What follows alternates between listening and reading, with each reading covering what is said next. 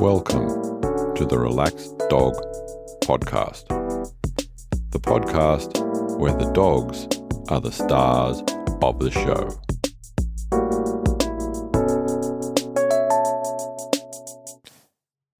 Welcome to episode 78 of the Relaxed Dog Podcast, sponsored by therelaxeddog.com.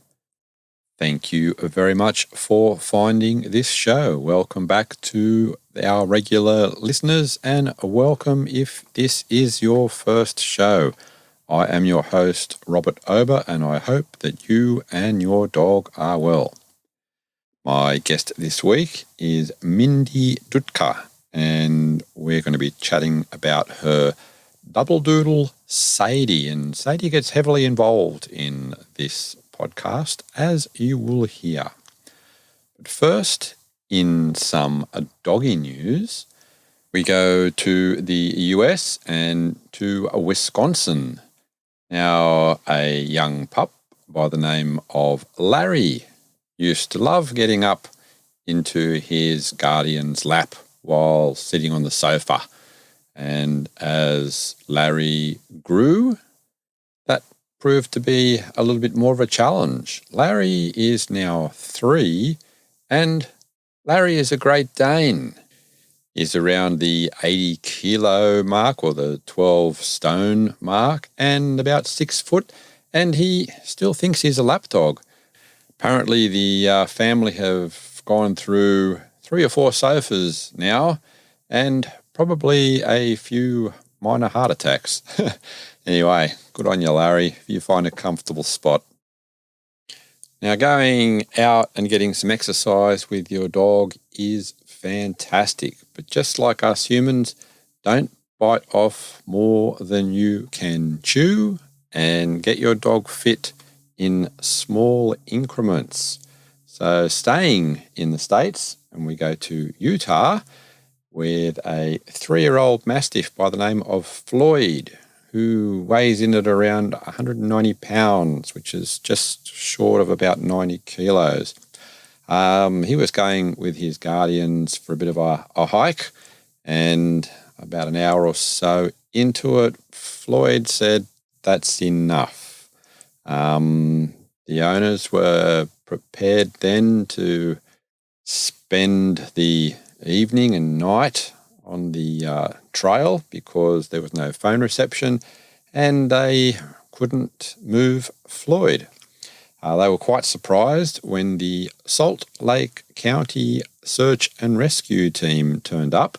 Apparently some other hikers called 911 and said there was a bit of a drama. The rescuers then put Floyd in their litter, in their rescue crate, and proceeded to get him down off the trail. Apparently a wheel on that equipment broke, so that the team had to take it in turns. And after about 4 hours, Floyd, guardians, and the rescue team all made it back down off the track. And Floyd, I think, is going to be taking his training a little slower at the moment. Now, we're getting into the Christmas season, and what better gift to give people is the enjoyment of listening to awesome dog stories, as there are throughout this podcast series. I'd really appreciate it if you told a friend to have a listen. And now, here's this week's interview. Welcome to the Relaxed Dog Podcast. I am here with Mindy Dutka. How are you today? I'm good. It's nice to be here. And we're here with Sadie as well. Sadie. Nice that she's introducing herself. She's quite vocal. So, going to start. Whereabouts in the world are you? I am right outside of Boston, Massachusetts. Okay, very nice. And we've established that Sadie's going to be the subject of today. So I'm going to ask you to take us back in time to just before you and Sadie met and tell us about the hows and whys that happened. Okay. So I had my beloved dog, Bailey, who was a golden doodle, and she lived almost 16. She passed away September 2020. And I like to say one of the silver linings of the pandemic was that I got to spend the last 5 months of her life with her every day, which would not have been the case had the pandemic not been there. And then after Bailey passed, I thought I would take some time, but it was too lonely and being in lockdown. And I was like, nope, I have to have a dog. It was a very different experience for me because I've always been my last 5 years, my career is with dogs, but my whole life I've been involved with dogs and always been easy for me to find dogs. But it was, everybody decided they needed a dog during the pandemic, and it was nearly impossible to get to adopt a dog. She's really talking. Yeah, she's telling the story. And so I, went through all my contacts and nothing. I couldn't find a dog. I was rejected several times. And I'm just like, wow, really? Yeah. I gave references. It was, and it became almost like a full-time job. I was determined to find a dog to rescue. And I do love doodles, so it didn't have to be, but I, am drawn to them. So I was looking for a doodle to adopt. And ultimately, I joined a Facebook group that was called, I think, Doodle Rescue Doodles for Adoption. They didn't, you couldn't get doodles from them or dogs, but they would alert you when a post came up. And the other thing, which I think we were starting to see back then, so this was like November 2020, people rehoming dogs who all decided that they had to have a dog, but really weren't fully vested in what it means to have a dog. So a Facebook post popped up about Sadie, and they didn't live too far from us. They were in Connecticut, so it was like about an hour away. I saw the notification, and I just lucked out on the timing. I was probably the first one to see it. And so we are Sadie's third owner. She was a year old when we got her. She was, I guess, got as a puppy from a family, this is not the one we got her from, but from a family that had 3 kids under the age of 5 or something. And clearly they didn't understand, that they were getting 2 more kids with this puppy. So they really didn't do right by Sadie and spend the time to, train her properly. And they're wonderful dogs, but they're highly energetic. And if they're not trained, they could be quite naughty.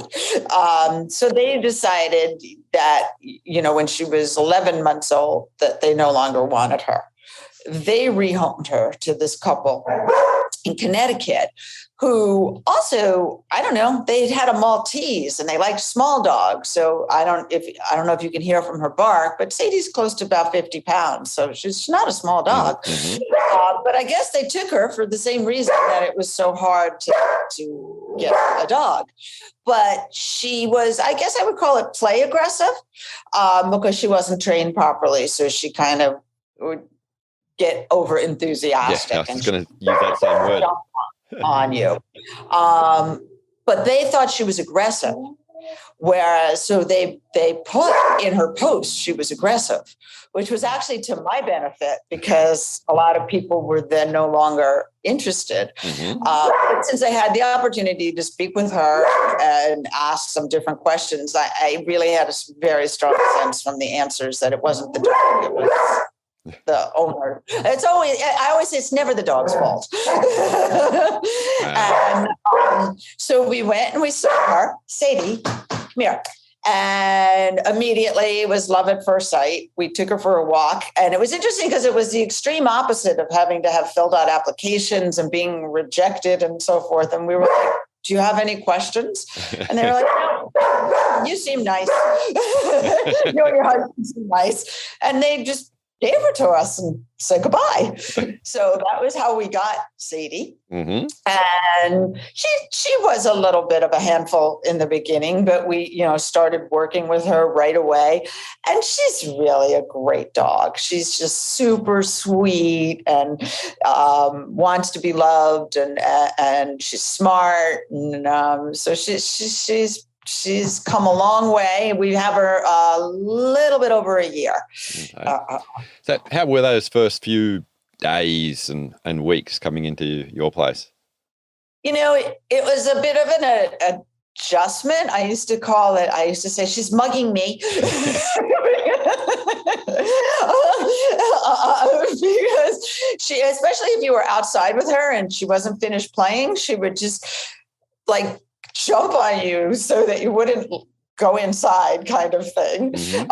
And she would just get overexcited. But, like I said, we did start working with her right away, and she was very responsive. And then I knew going into it, but I had to keep reminding myself that every dog is different, just like every child is different, every person is different, and having still really grieving for Bailey, they're different dogs. They have different personalities. So there was a little bit of that adjustment, but she also helped my husband and I very much, to not that you move on or forget or anything, but just to heal your heart a little bit. And absolutely. She definitely did that. Mm-hmm. So, was there much of a difference in the house or the setup from where she was and your place, like yard size and things like that? Well, yeah. So I don't know what the situation is with the when she lived with the children. I don't know what that was, but when we got her, they had an electric fence. And she did not walk well. So I don't exactly know what. They only had her for a month. They really, they came out and just said that they just didn't even want to bother working with her, that they didn't think it was the right dog for them. So we have a great setup, though, and we do have a fenced-in yard, so it's very easy, which she enjoys, being outside and going outside. And as far as that, she's a super well-behaved dog, like never goes in the house, just, lets you know when she has to. She chewed up a couple of things, but not terrible. Mm-hmm. So she's been easy, and we're fortunate to spend some time on Martha's Vineyard, which is like a doggy heaven place. And so I guess we got her in November. The first time we went there was April. And I think that's probably her favorite place. Mm-hmm. So, but she did escape and scared the life out of us the first day. We didn't. Oh, day we one. didn't expect it on day one. And it was quite funny because we were staying at, my husband works there. So, we get a place to stay, but we didn't mention that we were now bringing a dog. So we weren't quite sure if that was okay or not, and he was like, so let's be quiet about it. Well, we were there like an hour before it was, Sadie, come back. Where are you? And she just I guess it was too much for her, all the smells and everything. And It was the first time we had taken her anywhere, and she was gone we could see her. She was she would disappear and then come back and then disappear. But it looked like she was floating through the marsh. She was in the back. She's a bird dog too. So she loved it. But after that, we've never, she has to wear a harness in the house. So we tied her to the coffee table whenever we opened the door. But the more we went, the more she's progressed, and she's pretty good. We keep her on a long 30-foot lead. Mm-hmm. spends time on the beach, and she's very good with other dogs. So she plays with other dogs. And there are people that say that, like she kind of did hit the lottery getting us as her mom and dad, because we're totally devoted. Nice. So, in your home, she has the run of the home inside? She does. And she sleeps with us. She's smarter than us. We have a ritual where she gets a bed cookie at night, and then she'll go in her bed. So now she goes upstairs, gets in her bed, gets the bed cookie, and 5 minutes later, she's on our bed. I was just going to ask, when you said she's on her bed, I was going to say, where is it? And then, okay. Yep. Right. It's in the corner of the room. It doesn't last very long. But she did have a little bit of separation anxiety, never destructive, but will cry. We have cameras on her. And I'd say in the last month, 6 weeks, even that, she just now kind of understands that we're going to come back. Mm-hmm. And she has like her favorite chair she lies on, and she mostly just hangs out there. Sometimes I'll see her at like the door looking for us, but not howling. She used to howl. So the transition into your bed, did that take long initially? No, not at all. She really, we started with, not that we were going to, I've always had the dogs stay with me in my bedroom. Like I like when a dog is with me all the time. So, they're family. Yes, absolutely. But what we did have a crate, because we thought we'd maybe put her in the crate when we went out. She hated her crate. And I think it's because whoever had her before used to kind of force her into the crate and just leave her there. And I know that the last place she was in, the crate was downstairs and they were upstairs, and they would just leave her in there and didn't care, basically cried all night or whatever. So that didn't last long. When we saw how upset she was with the crate, we didn't stick with that very long. So traveling in the car, how is she with that? Oh, she's excellent. Very good girl. So she gets in, and she's a good traveler. She's funny though. She's a little quirky dog. Sometimes we call her Muttley. I don't know if you know what that. She kind of hangs her head, and and she's a scruffy dog, but she rides very well in the car, except for one time when we were at Martha's Vineyard. Usually she has like a seatbelt, and she's usually clipped in. For whatever reason. I guess it was a short ride or whatever. She wasn't clipped in, and the window was down, and she saw a turkey on the street. She practically jumped out the window. Oh, no. So now we know. But she's good. She even would go on the ferry right away. She likes that. And, she's very friendly to people. She does that cute little lean in when people go to pet her. Funny, one time we were walking, and a little boy, I guess they asked, is it a girl or a boy? And he pointed and he goes, look at the girl with a girl dog with a beard. It was funny because she does have a shaggy little beard. So. Gives her character. Yes, exactly. Exactly. So you just mentioned going on the ferry. So she's okay with water and all that sort of stuff? Yes, she likes the water, but she's cautious. So, she's a double doodle. So she's a golden doodle crossed with a labradoodle. And so she does like the water. She will get her feet wet, but she's definitely cautious of it. She's not trying to go for a full swim kind of thing. She's got a super, super high prey drive. And I'll have to spell the word SQUE Wurell, because she knows that word. And she is always on the hunt for them. Mm-hmm. And you have a few of them in your yard, I take it? There's a lot of them. And there's a lot of them around. And they seem to sort of they're very brazen. They just look at her like, like, yeah. And so she spends a lot of time, and you can see she goes into that zone where that's why we keep her on a leash, because, once she hits that zone, she's just on the hunt.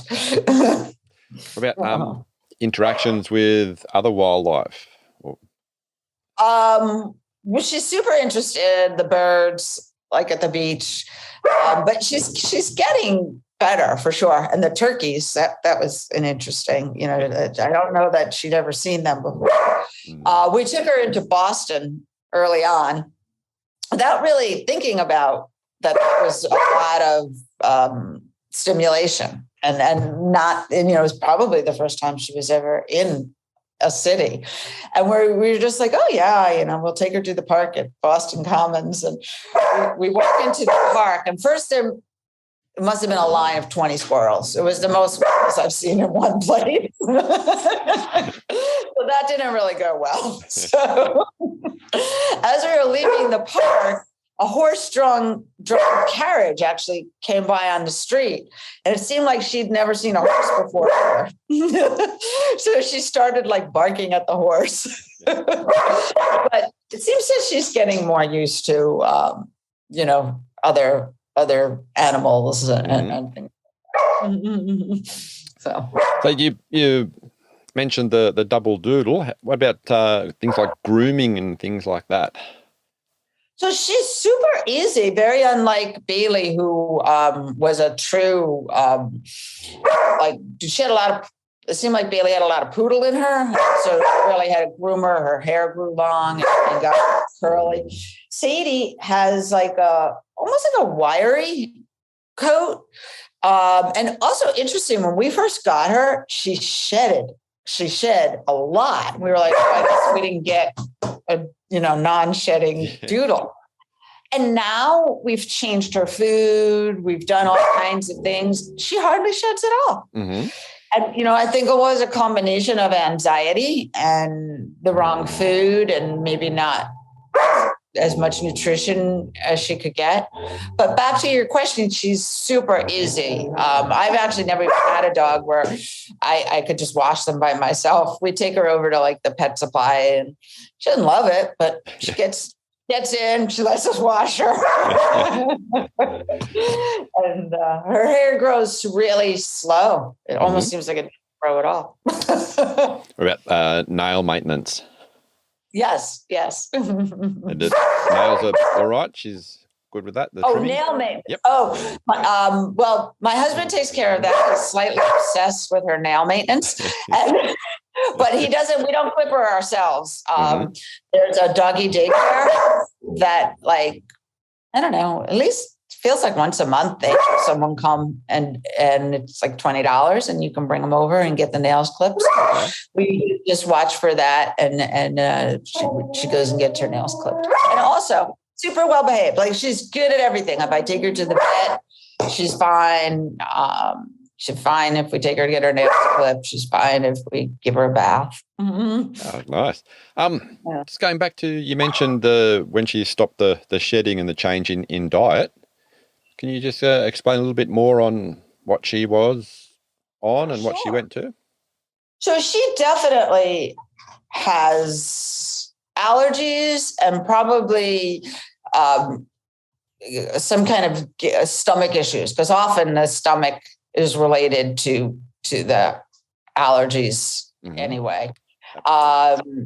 And so she, I've tried her on a few foods. Now I have her on one of those fresh foods. We joke around. We're like, yeah, it's like a car payment, But her coat's so nice, and she doesn't itch that much anymore.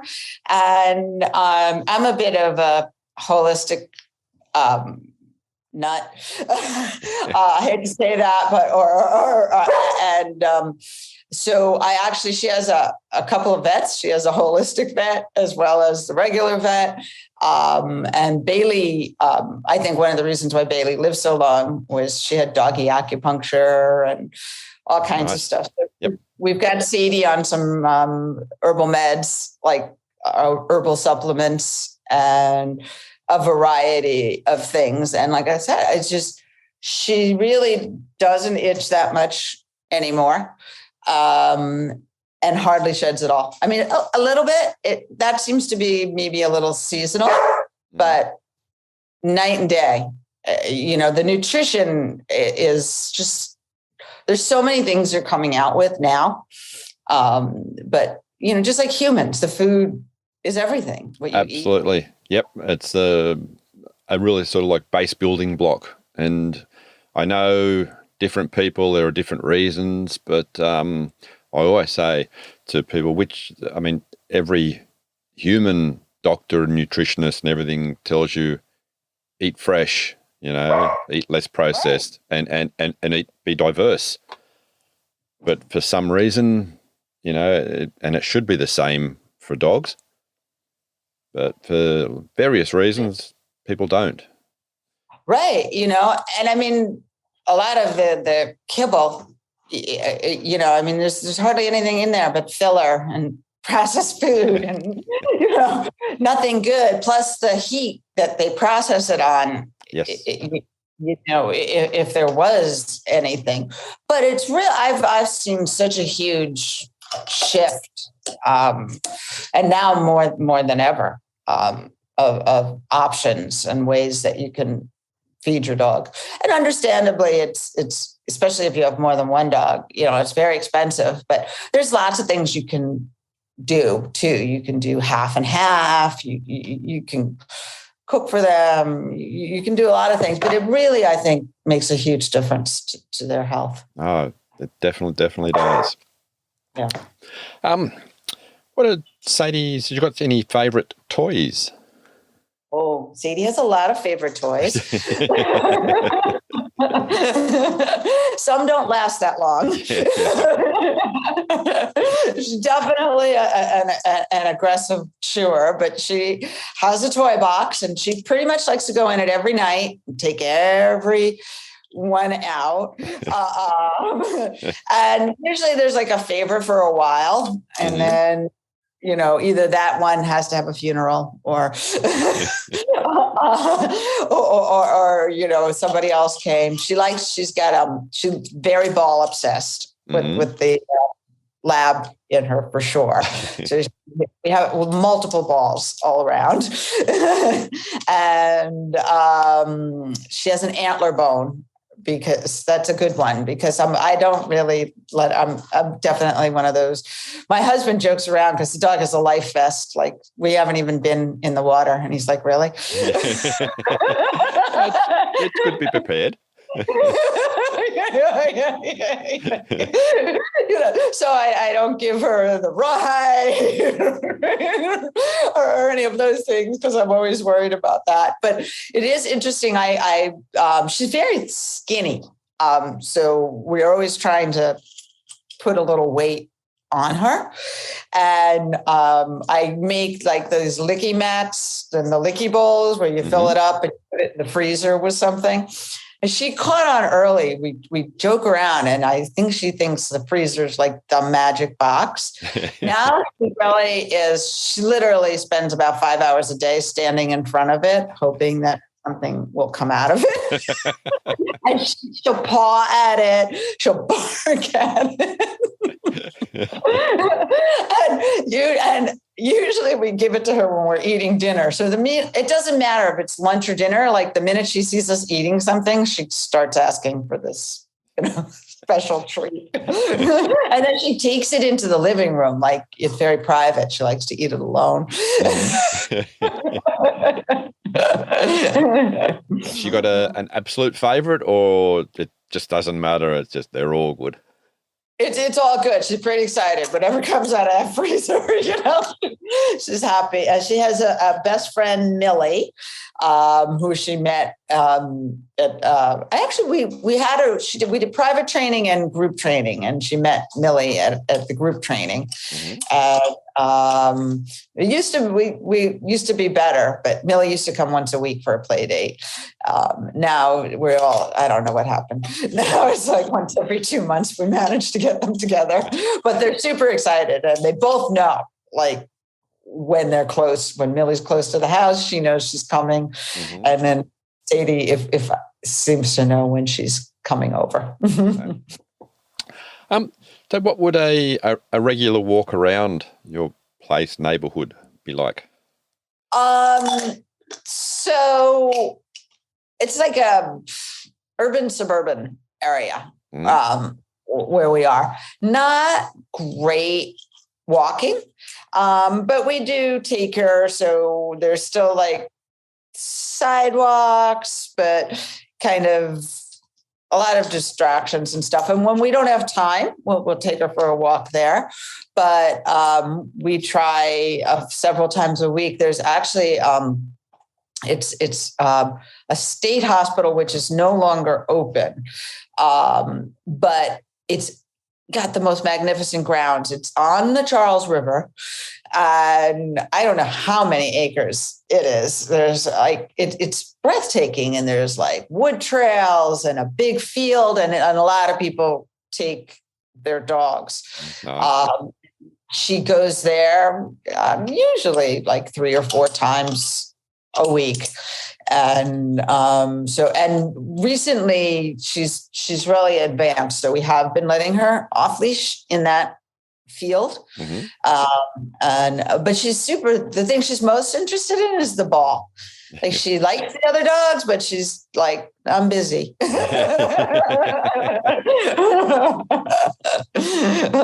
So that's probably like the main, like, if we have time and we're going to do a walk. So we take her in the car over there and then spend some time.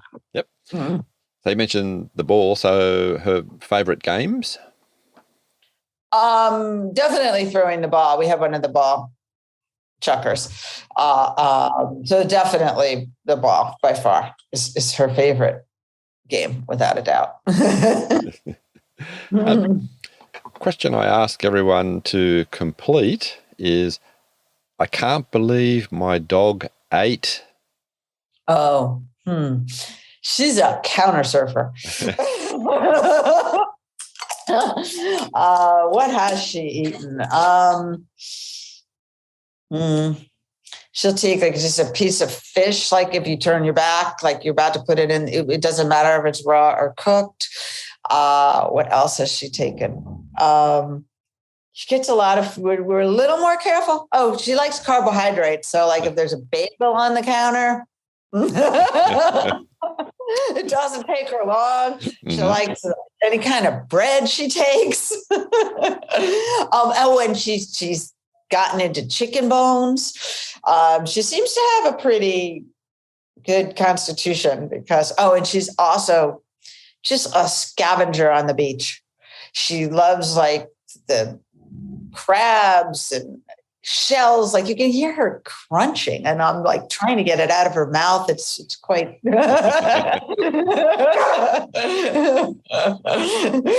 So, but luckily it hasn't been any really destructive. Bailey, who ultimately was a therapy dog and was just an amazing dog, but she was literally 4 before she calmed down. And it was what did Bailey not eat? She ate prescription glasses. She ate, I'm dating myself, but she ate my BlackBerry. Wow. She once grabbed a glass off of the table when she was a puppy, and I heard the commotion, and she had like a broken glass almost, not almost, in her mouth. Wow. Which I got out of her mouth, but glass was banned. We had paper cups for 3 months. was like, she grew out of that stage, but she was very naughty. But like I said, grew into the most amazing dog. So they usually get through it. So with Sadie, has there been any sort of like emergency vet visits?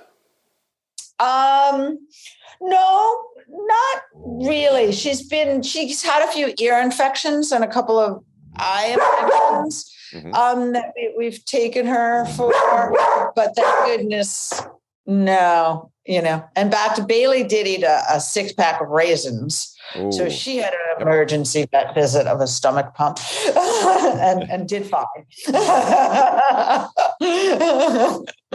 but so far, nothing too crazy with Sadie. Right. Any sort of plans for Sadie to go down that same sort of field, or as in going into therapy work, or? I think she would be a great therapy dog.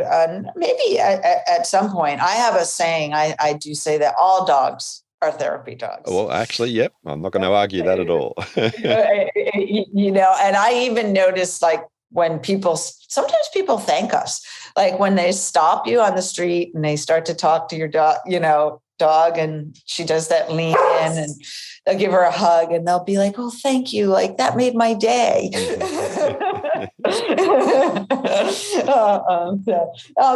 Definitely, perhaps at some point I would have her certified as a therapy dog. Oh, nice. Or is there any other sort of like areas where you think she might be going into with different sort of like sports or activities? She is a super athletic dog, like fast. So, I mean, we say maybe we do like agility training with her. So far we haven't, but she's definitely a very, very athletic dog. So, do you think that if she had a choice, would she prefer, say, the grounds at the hospital or the beach, or where do you think her favourite spot to run free would be? That's interesting, because she's been allowed to run free at the hospital. So, which I get, and on the beach, we never let her off the leash because we're really not, plus she scavenges, so we don't know what she's going to eat, and we don't trust her. She does love the beach, but probably the grounds at the hospital, because she gets to, run around and play with the dogs and feel like a big girl, because she's allowed off leash and comes back. But she also, I was really pleased with her beach behavior, because especially when it's hot in the summer, she literally would just wait. And once we put the umbrella up, she sits right next to us and under the umbrella, and she chills pretty well until it's like, it's hot. Then we'll take her to get wet and take her for a little walk. But she has no problem doing the chill. What would be the first thing that comes into mind if I asked you one of the most happiest moments that the pair of you have had? I would say some of those days at the beach. Like, I just love that, like, the beach is like my favorite place, my husband's favorite place. And it's just like nice to watch her really enjoy it well. And even I just, my husband takes her more often than I do to the hospital. I went yesterday for one of the first, I haven't been in a while. And it was just, I loved watching her run around and play with all the dogs and chase after the ball, So, and then recently, my daughter lives in San Francisco, and she has a sweet little dog, Leo. He's a small dog. He's a rescue from Mexico. And he probably was hit by a car. So he has like 3.5. legs, but does super well. And also, I think he's blind in one eye. So he doesn't really, he had time on the street. He's had a rough beginning. He doesn't really love other dogs. And I really think it's more because he doesn't see that well and his background. So he actually came with them. They were here recently. And we introduced him to Sadie. And Sadie was super patient. Actually, I think Sadie was afraid of Leo. But I liked that. That was fun to watch. Them kind of, it was like the Beauty and the Beast. Like each day they got a little better friends. Oh, nice. So. Would you say Sadie has any peculiar habits? She's a quirky dog. One is, I don't think she fully understands the concept of how to sit on a couch. We have a couch that has the bolsters in the back that you can take on and off, like the pillows. Mm-hmm. She sits on top of the pillows, and she doesn't care if you're there. She'll sort of push you over. And just sit on top of the couch. Like, she just doesn't get the concept. Now, most of the times we just take the pillows off the couch because she has a very, if they're on there, she needs to sit on them a certain way.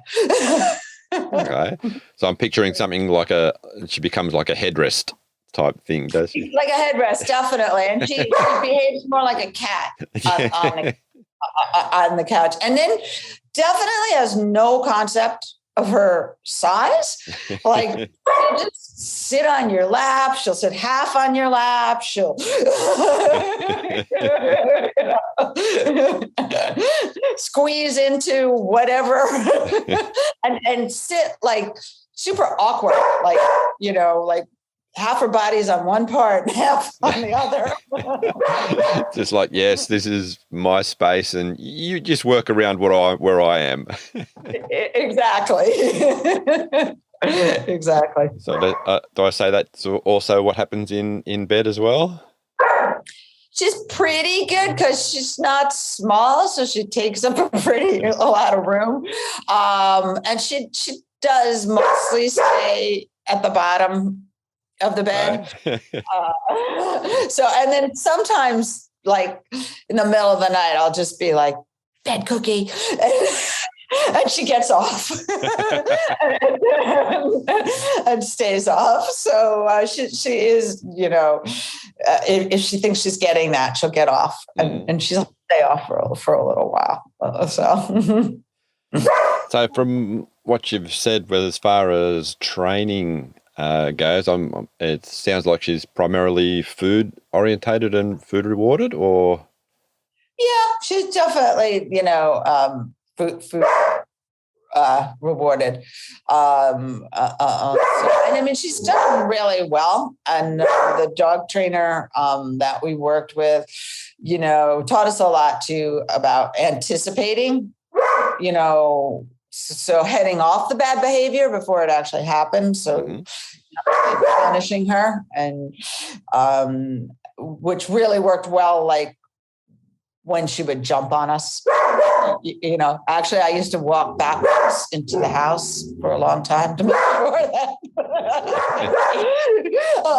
she wasn't going to come running at me. And I always also had cookies, treat the dog cookies everywhere. So that, I didn't have to go get one. Like, I was ready whatever spot in the house that she was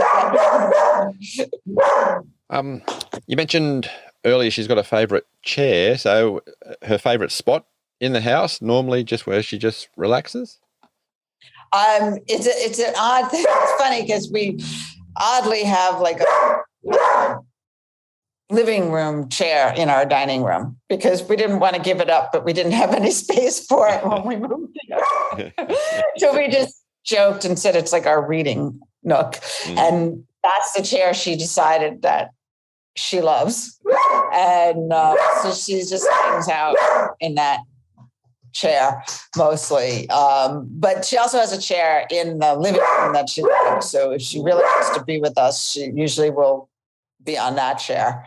But sometimes she'll even be in the dining room when we're in the living room. We were actually just talking about the other day that now we really can't get rid of it because it's her chair.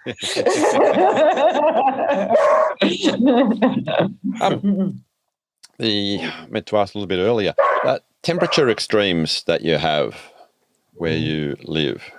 You mentioned so it was hot when you go to the beach. It could be very, we've had hot summers. But she handles the heat pretty well, I would say. And then she does have a coat for the winter because it gets quite cold. She loves the snow, though. When the snow comes, she's very happy running around in it. So she loves piles of leaves. So, we definitely get the 4 seasons here, although spring sometimes has been hiding lately. But so she I think she mostly adjusts, and she's not one of those dogs, like she doesn't seem to mind the cold. She doesn't mind the rain. She just goes with it. Nice.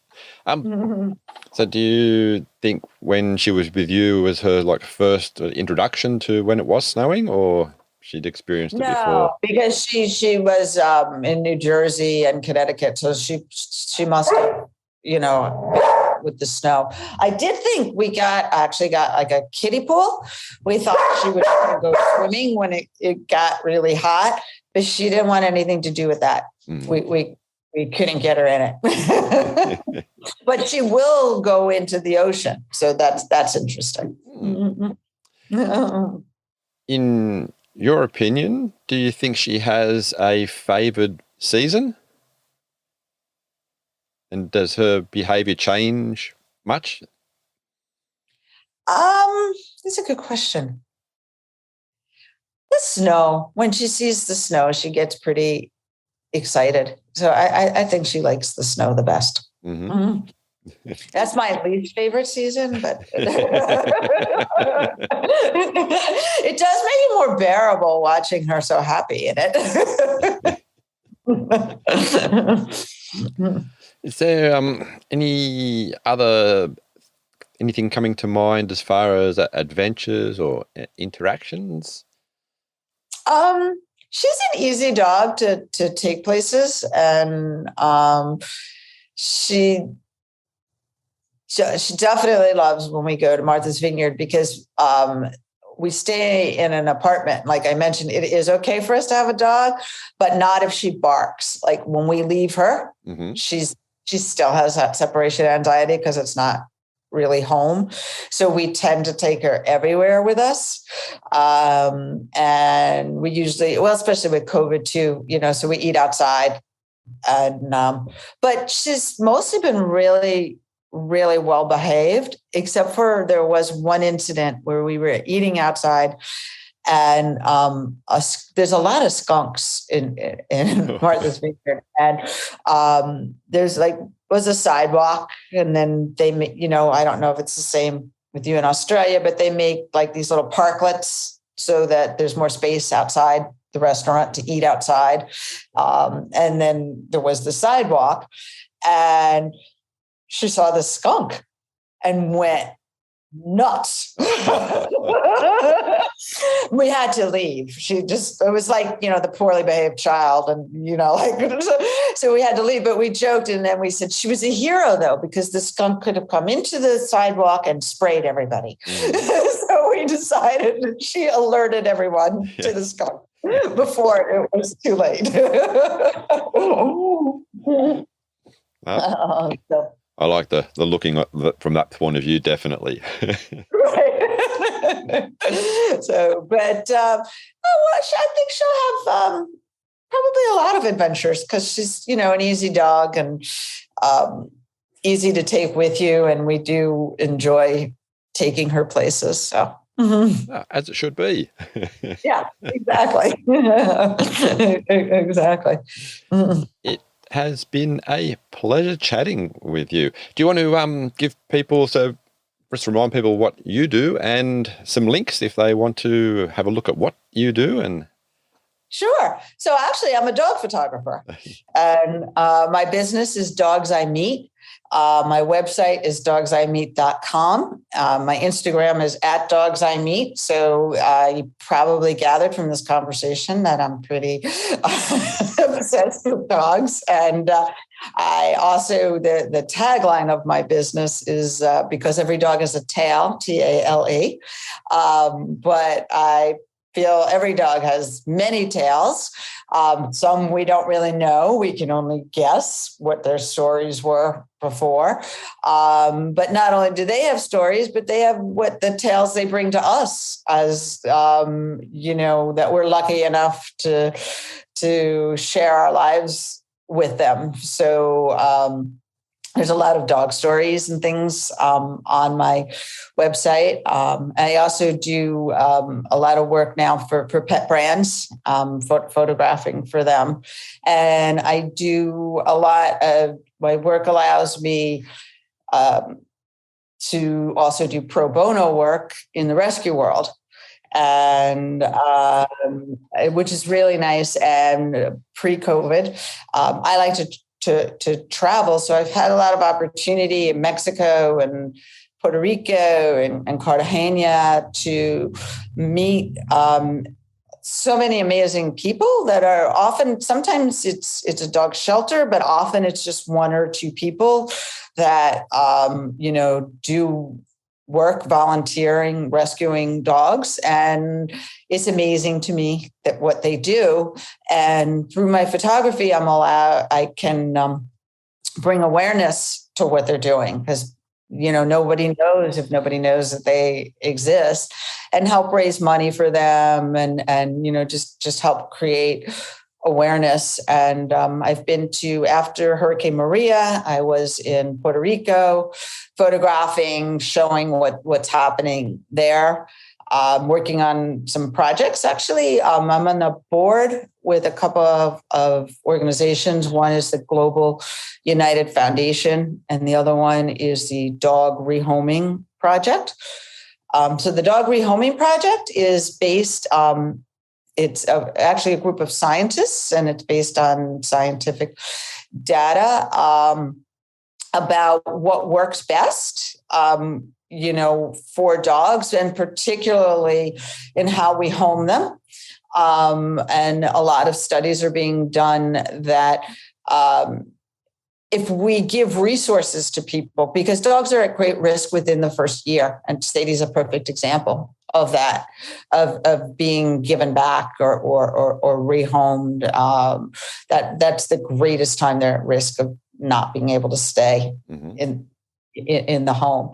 And studies of, if shelters had more, it's really hard with shelters because they're mostly run by volunteers. So they're doing the best that they can, but there's no rules, just like I was rejected several times when I was trying to adopt. And I understand where they're coming from, because there are terrible things and people do terrible things. So they're to animals. So they're trying to protect them, but sometimes it goes a little too far. Like, just because you don't have a fenced yard or you live in an apartment doesn't mean that you can't be a good dog owner. I say dog human. So the Dog Rehoming Project is got studies that if we could provide some, resources and information to people when they're at their wits' end and they don't know what to do and they don't know certain things exist, such as different types of training and different types of resources, that maybe it would help, for them to get through that stage to the point, just like Sadie. Like, I really believe all dogs are good dogs. They just, you just, have to get that out, bring that out of them. And so they want to be good dogs. But so that's the Dog Rehoming Project. And the Global United Foundation is that we do raise money and support animals all over the place, all over the world. And we're about to launch a campaign for a shelter in Cartagena. I'm pretty excited about it because I had met with them in February 2020, right before the pandemic. And it's really one woman who works full time and uses all of her money for a dog, more of a dog sanctuary and cat sanctuary, because there's not a real method of adopting them out, but she gets them off the streets. They are all spayed and neutered. They all get, fed twice a day. They have medical care. I think there's 350 dogs and 250 cats. And we're going to launch a campaign to get enough money to provide them with food for a year. Oh, nice. To feed them. So yeah, I'm all about dogs and cats too, but really, I just think they're the most wonderful. They're just amazing. Absolutely. There's no other connection or between a couple of species, I think, like human and canine. Exactly. And then one other thing I wanted to mention, I recently did a project called the Tales of Support, again, TALES, which I did as a personal project during the lockdown. And it was about my theory of every dog's a therapy dog and how dogs are supporting their humans throughout the pandemic. And I was able to photograph outside using a long lens. And I probably did, 20, 25 stories with photographs. A handful of them, probably more, will go up on my website. But that was really very heartwarming.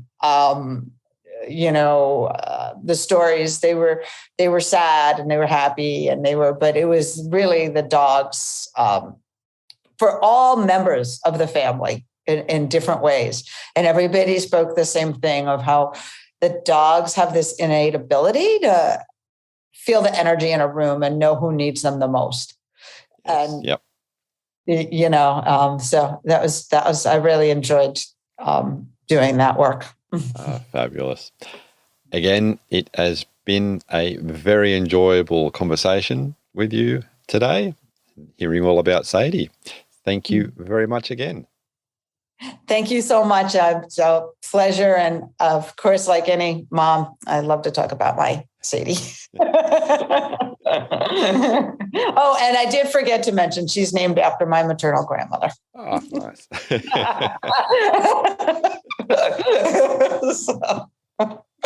Well, thank you. Thank you for having me on your show.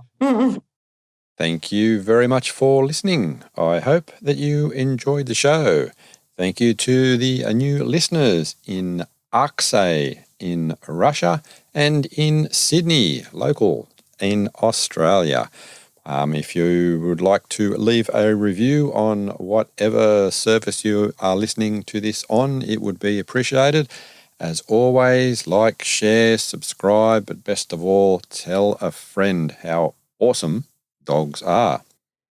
I hope you've done all your Christmas shopping. Until next week, stay safe and remember, your dog is family.